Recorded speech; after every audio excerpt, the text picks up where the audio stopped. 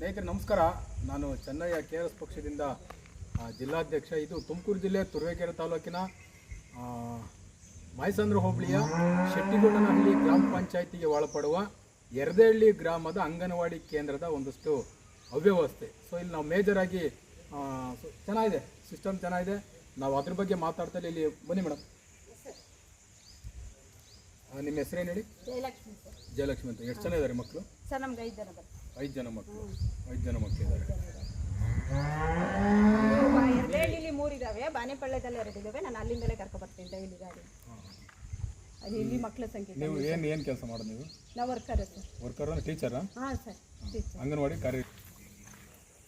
ಇಲ್ಲಿ ಒಂದು ಟ್ರಾನ್ಸ್ಫಾರ್ಮರ್ ಇಟ್ಟಿದ್ದಾರೆ.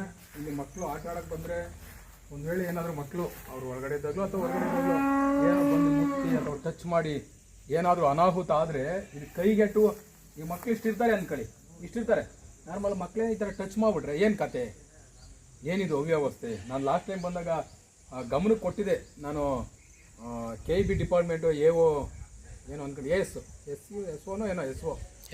ಎಸ್ ಒ ನಾರಾಯಣಪ್ಪರಿಗೆ ನಾವು ಫೋನ್ ಮಾಡಿ ಕೇಳಿದ್ರೆ ಅವರು ಶೆಟ್ಗೊಂಡಳ್ಳಿಯವ್ರಿಗೆ ಹೇಳ್ತಾರೆ, ಅವ್ರು ಇನ್ನೊಬ್ರಿಗೆ ಹೇಳ್ತಾರೆ, ಇವ್ರು ಇನ್ನೊಬ್ರಿಗೆ ಬರೀ ಇದೇ ಆಗೋಗ್ಬಿಟ್ಟದ್ದು. ನೋಡಿ ರೋಸ್ ಹಿಡಿದೋಗ್ಬಿಟ್ಟದೆ. ಇದನ್ನ ಸಂಬಂಧಪಟ್ಟ ಅಧಿಕಾರಿಗಳು ಪತ್ರಿಕೆ ಪ್ರಕಟ ಮಾಡಿ ಇದನ್ನ ರಿಮೂವ್ ಮಾಡಿಸ್ಬೇಕು. ಆಪ್ಷನ್ ಇಲ್ಲ. ಇದಕ್ಕೆ ಮೆಸ್ ಕಟ್ಟೋದು ಇನ್ನೊಂದು ಮಾಡೋದಲ್ಲ, ಇದಕ್ಕೆ ಕಿತ್ತು ಬಿಸಾಕ್ಬೇಕು. ಇದನ್ನ ಮಕ್ಕಳೆಲ್ಲಿ ಹೋಗಿದ್ದಾರೆ ಮೇಡಮ್? ಸರ್ ಮಕ್ಕಳು ಮನೆಗೆ ಹೋಗಿ ನಾನು ಲೈವ್ ತೊಗೊಳ್ತೀನಿ. ಇದು ಜಸ್ಟ್ ಪತ್ರಿಕೆಯರಿಗೆ ನಾನು ವಿಡಿಯೋ ಕಳಿಸ್ತೇನೆ. ನೋಡಿ ಇಷ್ಟೇ, ಈ ಅಂತರದಲ್ಲಿದೆ. ಏನು 2 ಅಡಿ ಇಲ್ಲಿಂದ 3 ಅಡಿ ಅನ್ಕೊಳ್ಳಿ. 3 ಅಡಿ ಡಿಸ್ಟೆನ್ಸು ಕೈಗೆ ಎತ್ಕೊಂಡು ಜಾಗ ಇಷ್ಟಿದೆ.